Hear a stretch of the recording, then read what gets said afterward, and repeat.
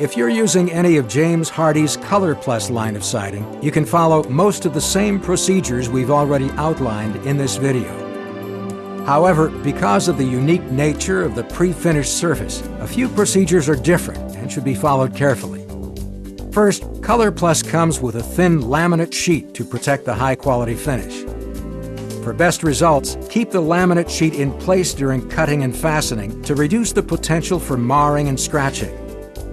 You must remove it immediately after each plank is installed.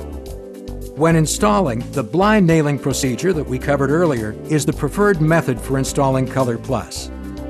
However, if local building codes require face nailing, come back and touch up the nail heads. Now let's talk about butt joints. As with primed Hardie plank, these should always be made on studs spaced 16-inch on center. With ColorPlus, joint flashing behind the joint is required.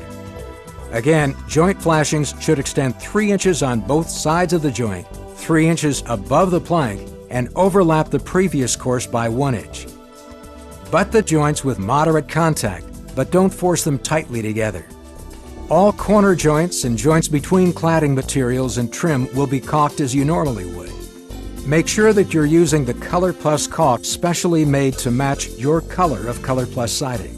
Cut the nozzle at a point that creates a bead approximately 3/16 of an inch wide.